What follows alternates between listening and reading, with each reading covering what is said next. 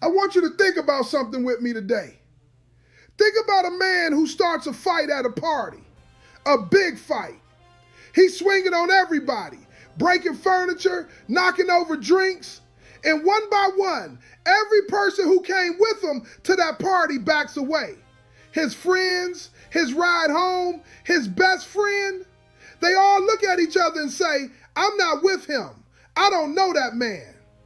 That's where America is right now. And I wish I was exaggerating, but I'm not.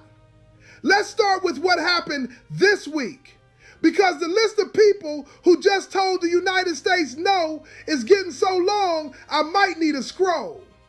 The blockade. You heard about the blockade.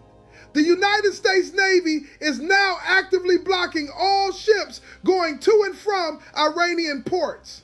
Every tanker, every cargo vessel, every flag, every nation. If you're heading to Iran, you get stopped. Trump says the Navy will use the same lethal force system they use against drug traffickers at sea.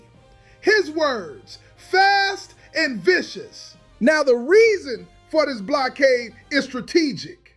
America wants to cut off Iran's oil revenue because 90% of Iran's oil exports go to one country, China.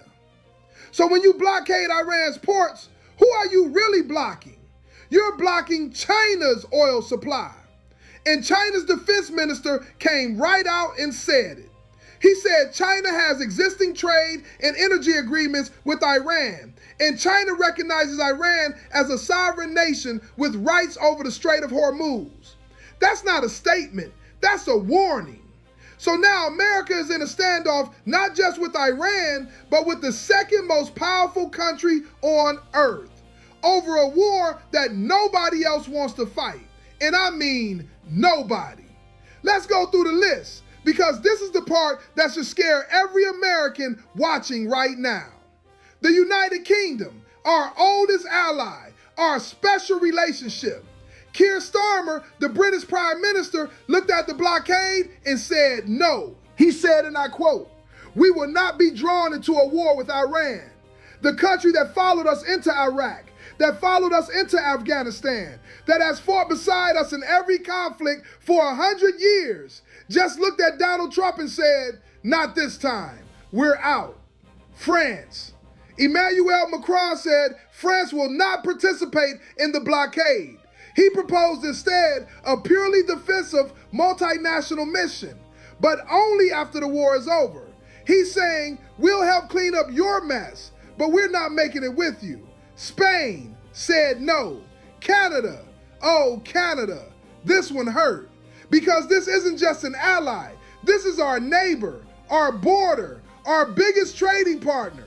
The Canadian Prime Minister said, and I need you to really hear this, the days of sending 70 cents of every military dollar to the United States are over. He said, and I quote, "Everything started quietly. Our strength used to come from our close ties to the U.S. Now those ties have become our weakness. We survived the first shock of betrayal, but we must never forget the lessons it taught us." Betrayal. The Prime Minister of Canada used the word betrayal to describe the relationship with the United States. And you know why? Because just a few months ago, Trump was calling Canada the 51st state. He said Canada should just be part of America. They're already dependent on us economically and politically, he said. And Canada said, you know what? We're done. Now let me take you to Europe, because something is happening there that would have been unthinkable 10 years ago. Spain's Prime Minister, Pedro Sanchez, just visited Beijing, the 4th official visit. And he said, a European leader said this out loud: European countries should strengthen their relationships with China instead of the United States. Let that sink in. A NATO ally, a Western democracy, standing in Beijing and saying China is a better partner than America. 10 years ago, that would have ended a political career. Today, it's a strategy. And he's not alone. European leaders are lining up to visit Beijing because they see something that the White House apparently can't see. China is positioning itself as the country that can end this war, not through threats, not through blockades, not through social media posts, through diplomacy, through quiet conversations, through buying Iran's oil with one hand and shaking Europe's hand with the other. China is hacking the entire global system without firing a single bullet. And America is out here making enemies of everyone who used to be our friend. Now, while all of this is happening, while the entire Western alliance is fracturing, what is the President of the United States doing? He's fighting with the Pope. Pope Leo XIV, the first American-born Pope in history, said during an Easter prayer that those with the power to start wars should choose peace. He said, not a peace imposed by force. A beautiful statement, a Christian statement from the leader of 1.3 billion Catholics worldwide.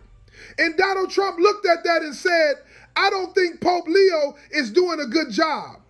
We don't like a pope who says it's okay to have nuclear weapons. Now hold on. America has over 5,000 nuclear warheads, but the Pope can't talk about peace? We don't want a pope who says crime is normal. And you know what the Pope said back? He said, I am not afraid of the Trump administration. I'm here because I believe in what I believe. And then, Trump posted an AI-generated image of himself as Jesus Christ on social media. Let me say that again. The President of the United States posted a picture of himself as the Son of God. And when people lost their minds, rightfully, he deleted it. I don't even know what to say about that. My grandmother would have washed his mouth out with soap and grounded him for a year. But here's the thing that really matters today. And I saved it for last because it's the most important. Viktor Orban lost. If you don't know who Viktor Orban is, let me explain. He was the Prime Minister of Hungary. He ran that country for 16 years, and he was Donald Trump's favorite leader in the world.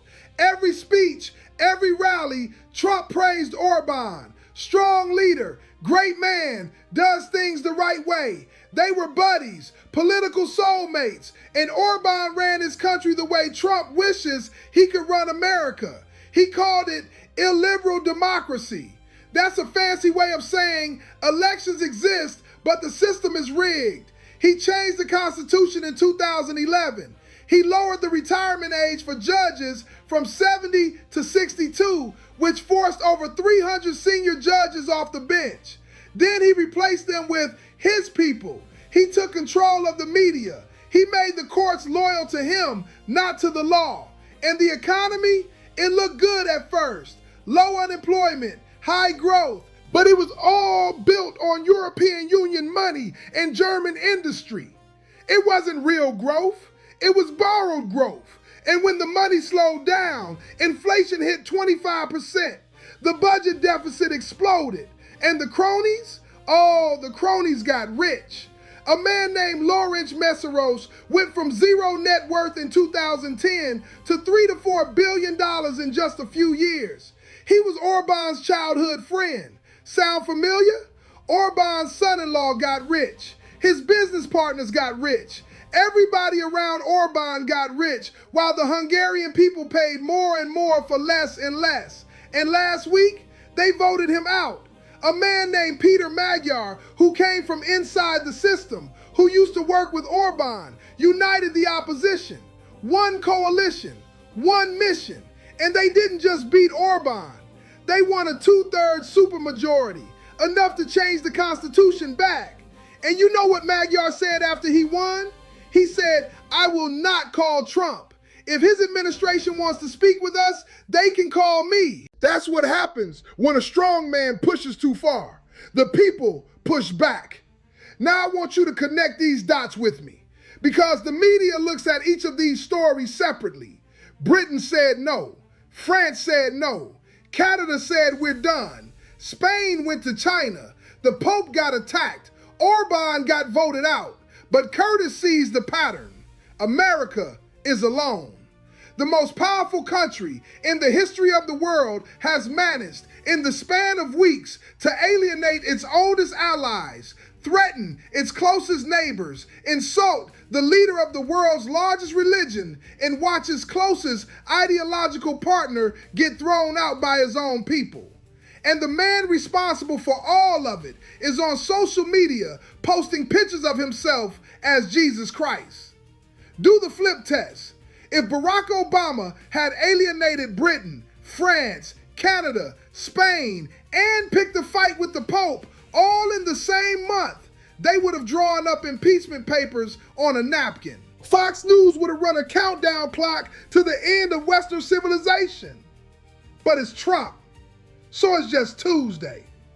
Let me bring it to your kitchen table, because an isolated America is not just a foreign policy problem, it's a your wallet problem. When our allies stop cooperating, trade agreements get harder. When Europe turns to China, American companies lose markets.